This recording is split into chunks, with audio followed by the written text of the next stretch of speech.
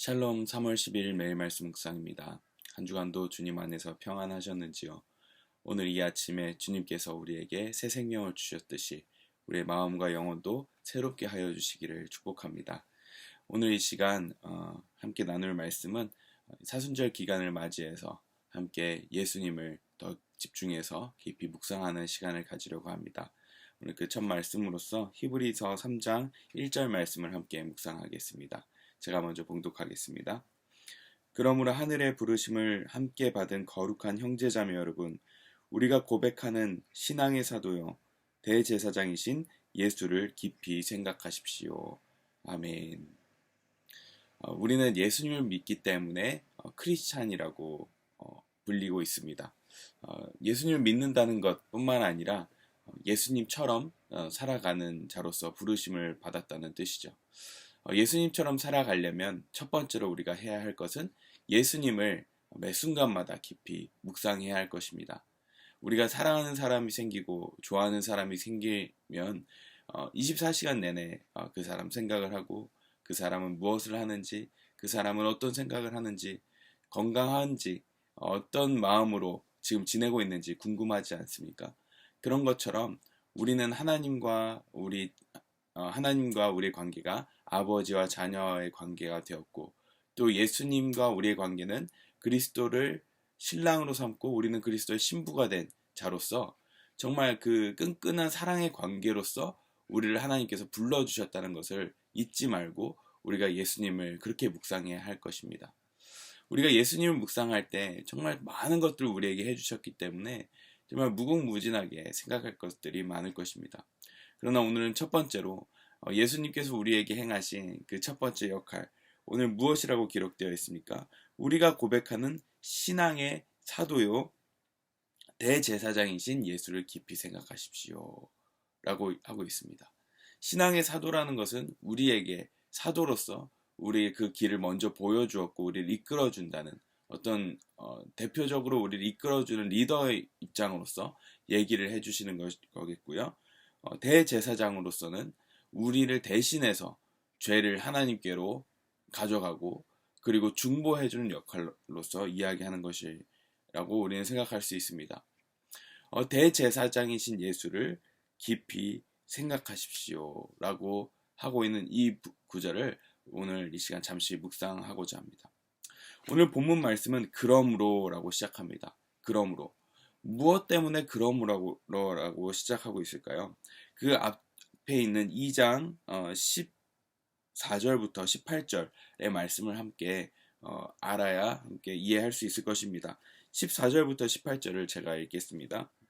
이 자녀들은 피와 살을 가진 사람들이기에 그도 역시 피와 살을 가지셨습니다.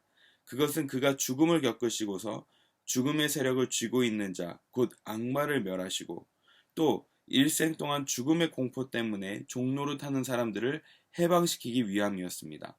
사실 주님께서는 천사들을 도와주시는 것이 아니라 아브라함의 자손들을 도와주십니다. 그러므로 그는 모든 점에서 형제 자매들과 같아지셔야만 했습니다. 그것은 그가 하나님 앞에서 자비롭고 성실한 대제사장이 되심으로써 백성의 죄를 대신 갚으시기 위한 것입니다. 그는 몸소 시험을 받아서 고난을 당하셨으므로 시험을 받는 사람들을 도우실 수 있습니다. 아멘. 네, 오늘 그러므로라는 그 원인에 되는 구절을 지금 잠시 읽었습니다. 첫 번째로 예수님께서 우리에게 대제사장으로서의 역할을 하셨다는 것, 그것을 자세하게 설명해주고 있습니다.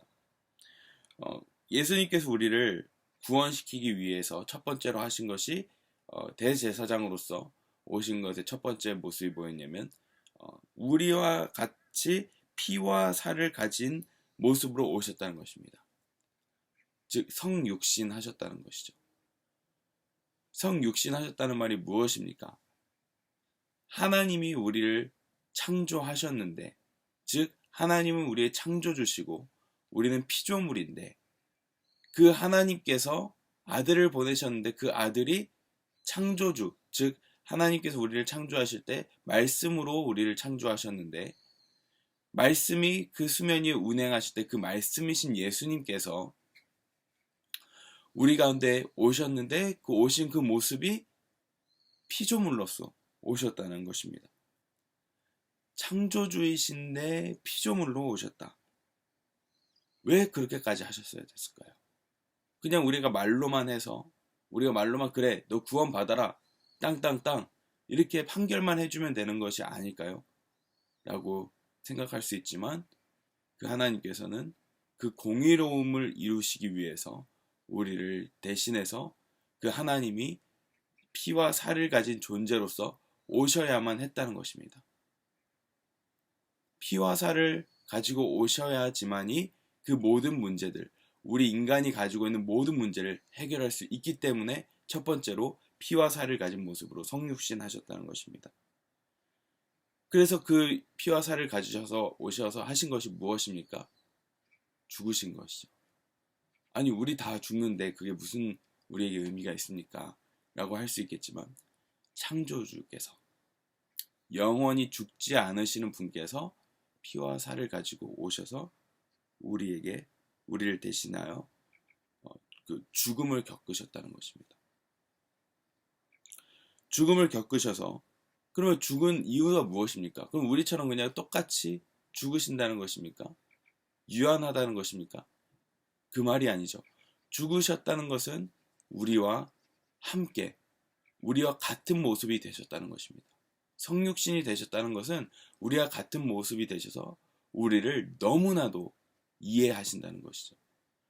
우리의 모든 상황들을 다 이해할 수 있다는 그런 말입니다. 성육신 하셨기 때문에 우리가 겪고 있는 모든 일들을 모든 희노애락을 다 너무나 잘 아신다는 것입니다. 그 중에 가장 큰 이해하시는 부분이 무엇입니까? 바로 죽음을 이해하신다는 거죠. 죽음이 얼마나 공포스러운지, 죽음이 얼마나 두려운 것인지, 그 죽음의 공포 가운데 유한한 가운데 살아가는 것이 무엇인지를 몸소 그 예수님께서 경험하셨다는 것입니다. 너무 기쁜 소식은 무엇입니까? 우리는 죽음 때문에 두렵고 죽음 때문에 정말 불안하고 공포스럽고 그런 마음을 갖고 있지만 예수님께서는 그 죽음을 경험하시고서 부활하신 것을 보여주셨습니다. 부활하셨기 때문에 그 죽음도 이겨낼 수 있구나. 죽음이 끝이 아니구나. 죽음이 우리를 올가맬 수 없구나. 라는 것을 알게 하셨다는 것이죠. 14절에 이렇게 기록되어 있습니다. 그가 죽음을 겪으시고서 죽음의 세력을 쥐고 있는 자, 곧 악마를 멸하시고. 예수님께서 죽으신 것은 우리처럼 죄로 인해서 유한한 삶을 가지게 된 것이 아니라 죄가 없으시고 완전하시지만 죽음을 우리처럼 겪으심으로 말미암아 죄가 없으신 분이 죽음을 경험하시고 그리고 또 부활하셔서 죽음이 끝이 아니라 죽음 이후에 정말 부활의 영광이 있다는 사실을 우리에게 보여주셨다는 것입니다. 그런데 그 죽음 앞에서 우리를 괴롭히는 존재가 있다고 얘기하고 있습니다. 죽음을 쥐고 있는 자, 곧 악마를 멸하시고 죽음을 통해서 우리에게 공포를 집어넣고 두려움을 조장하고 그래서 그 죽음의 공포로 인해서 내 말을 들어서 내 뜻대로 살아라고 이야기하는 그 악마. 우리 속에 두려움이 있다면 그것은 다 악마가 주는 것입니다. 우리 속에 걱정이 있다면 다 악마가 주는 것입니다. 그 두려움과 걱정의 끝판왕은 무엇입니까? 바로 죽음이기 때문입니다. 그 죽음을 지고 있는 악마, 그를 멸하시고서 우리에게 승리를 보여주셨다는 것이죠. 이 일련의 과정이 얼마나 놀랍습니까?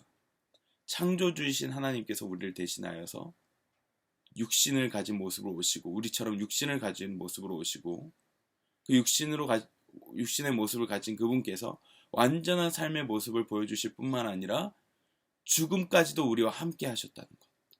죽음의 자리까지 우리처럼 함께 가셨다는 것. 그것만큼 우리에게 위로가 되는 것이 어디 있겠습니까? 그 완전하신 분께서 우리와 함께 하신다는 것.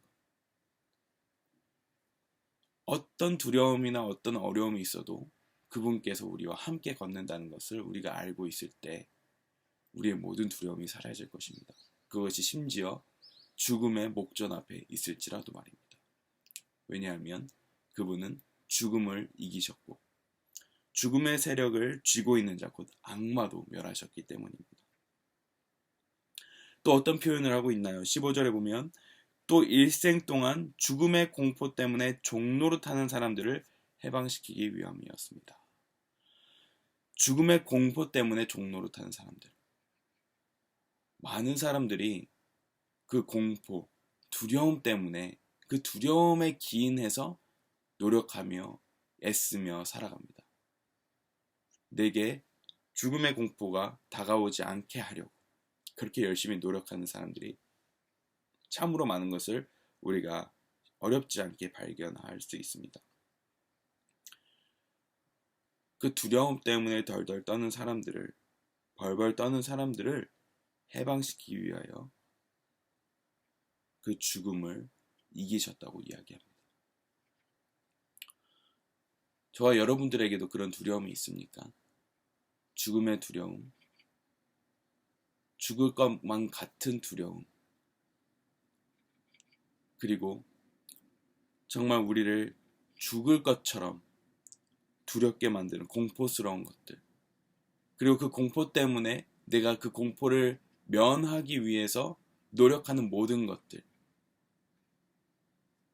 예수님께서는 그 모든 것들을 해방시키셨다고 말씀하십니다. 여기서 해방시키셨다라고 한다는 것은 우리를 완전히 변화시키셨다, 구원하셨다는 의미입니다. 그냥 단순히 우리가 신분이 바뀐 것뿐만 아니라 모든 존재가 새롭게 되었다는 것을 이야기합니다.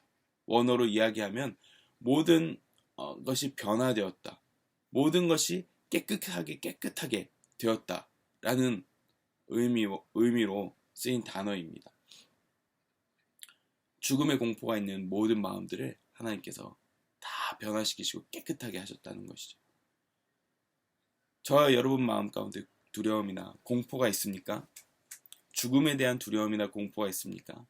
아니면 여러분 삶에 대하여서 이렇게 잘못되면 어떡하지 하는 그런 미래에 대한 불안감과 공포가 있습니까? 이 모든 것들을 멸하기 위해서 예수님께서 오셨습니다. 즉 저희 마음 가운데 여전히 두려움과 공포 가운데 사로잡혀 있다면 이 시간 예수님께 다시 나아가면 된다는 그 희망의 말씀인 것입니다. 왜냐하면 예수님께서는 우리가 아직 경험해보지 못한 그 죽음까지도 통과하셨고 살아나셔서 지금 저희들과 함께 계시기 때문입니다. 오늘 이 하루 정말 하나님께서 우리의 예수님을 보내주셔서 대제사장이신 예수님을 보내주셔서 우리를 대신하여 성육신하시고 죽으시고 부활하신 이 사건들을 깊이 묵상하시면서 우리 속에는 과연 두려움은 없는지, 죽음의 공포가 우리를 짓누르고 있지는 않은지, 여러 삶의 미래에 대한 두려움이 나를 올가매고 있지 않은지 다시 한번 생각하시고 그 모든 것들을 예수님께로 가져다 드려서 예수님이 주시는 진정한 자유와 해방을 경험하시는 이 하루 되시길 소망합니다. 기도하겠습니다. 주님 감사합니다. 우리에게 예수님을 보내주셔서 우리의 모든 두려움과 공포를 해방하시고 우리에게 진정한 기쁨과 자유를 주심에 감사드립니다. 예수님께서 대제사장이 되셔서 우리의 모든 질고를 지시고 하나님의 중재자로서 모든 것을 가지고 가신다고 하셨습니다. 오늘 이 시간 그 대제사장이신 예수님을 깊이 묵상합니다. 우리의 모든 두려움과 공포와 우리의 떨리는 모든 마음들, 우리의 미래까지도 하나님 이 시간 주님 앞에 올려다 드립니다. 그것을 기뻐하시는 주님, 우리를 구원하시기를 기뻐하시는 주님, 그 하나님께, 그 예수님께 우리의 모든 것을 가지고 가오니 이 시간 우리를 그 모든 어려움으로부터 해방시켜 주시고 새롭게 하여 주시고 주님이 주시는 새 피조물로 오늘 하루를 오롯이 살아낼 수 있도록 주님 축복하여 주시옵소서. 감사드리며 예수님 이름으로 기도합니다. 아멘.